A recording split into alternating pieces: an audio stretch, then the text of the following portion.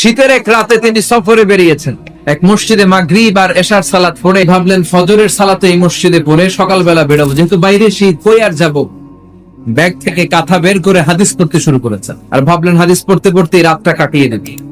কিন্তু মসজিদের দারোয়ান এসে বলে, মুরব্বী মসজিদে তো থাকা যাবে না, আপনি বেরোন। আহমদ ইবনে হাম্বল অনুনয় বিনয় করলেন। দারোয়ান সে না ছোট বান্দা, সে বলে না মসজিদে থাকতে পারবেন না, বেরোন। কিছু করতে না পেরে ব্যাগ নিয়ে বের হয়ে গেলেন। প্রচন্ড শীতের রাতে, কনকনে শীতে তিনি কাঁপছেন। চলতে চলতে হঠাৎ দেখলেন একটা বাজার। ওই বাজারে যুবক রুটি বানাচ্ছে। যে সালাম দিলেন, আসসালাম। বাবা, শীতের রাতে বিপদে পড়েছে, যাওয়ার জায়গা নেই। তোমার যে চুলাতে তুমি রুটি বানাও, এই চুলার পাশে বসে যদি সারা রাত আমি কাটিয়ে দেই আর চুলা থেকে আগুন পোয়াই, তোমার কি কোনো ক্ষতি হবে? যুবক বলেন, না না, কোনো ক্ষতি হবে না, আপনি আগুন পোয়ালে আমার সমস্যা কে? আসেন। ইমাম আহমদ ইবনে হাম্বল চুলার পাশে বসে আবার হাদিস পড়তে লাগলেন। কিন্তু তিনি লক্ষ্য করলেন যে যুবকটা একটু পর পর আওয়াজ করে পড়ে আস্তাগফিরুল্লাহ। আটা দিয়ে রুটি বানায়, পড়ে আস্তাগফিরুল্লাহ। রুটির খামির বানায়, পড়ে আস্তাগফিরুল্লাহ। খামির গুলো দলা বেঁধে গোল গোল করে সাজিয়ে রাখে আর কি করে? পড়ছে আস্তাগফিরুল্লাহ আস্তাগফিরুল্লাহ। ইমাম আহমদ ইবনে হাম্বল তো অবাক, ঘটনা কি? এই যুবকের হলোটা কি? শুধু আস্তাগফিরুল্লাহ।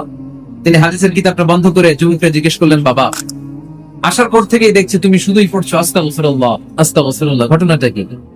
কেন এখন তুমি ইস্তেগফার করো? যুবক বলল, এটা আমার একটা চিরাচরিত আমল, সব সময় আমি এই আমলটা করি, আর সব সময় ইস্তেগফার করার কারণে আল্লাহ তাআলা আমাকে মুস্তাজাবুত দাওয়া বানিয়ে দিয়েছে। মানে আমি দোয়া করলে দোয়া কবুল হয়েছে।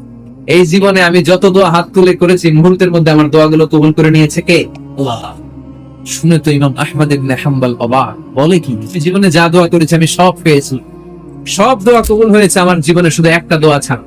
আমার যে দোয়াটা কবুল হয় নাই সেটা হচ্ছে আমি আল্লাহর কাছে অনেকবার দোয়া করেছি, আল্লাহ, শুনেছি এই জামানার সবচেয়ে বড় মুহাদ্দিস, তার নাম নাকি ইমাম আহমদ ইবনে হাম্বল। আল্লাহ, তোমার কাছে আমার আকুতি, তোমার কাছে আমার মিনতি, আমি যেন এত বড় মুহাদ্দিসের হাতে হাত রেখে মুসাফা করতে পারি আর তার কপালে একটা চুমু দিতে পারি। এই কথা শুনে ইমাম আহমদ ইবনে হাম্বল আবেগপ্রবণ হয়ে গেলেন, আর নিজেকে ধরে রাখতে পারলেন না, চোখের পানি ছেড়ে দিলেন। হে যুবক, আহমদ ইবনে হাম্বলের সাথে দেখা করার জন্য তোমার আহমদ ইবনে হাম্বলের দরবারে যাওয়ার দরকার নাই, তোমার এই দোয়াটা আল্লাহ কবুল করে নিয়েছে। আহমদ ইবনে হাম্বল দেখা দেওয়ার জন্য তোমার দরবারে ছুটে এসেছে, আমি হচ্ছে আহমদ ইবনে হাম্বল।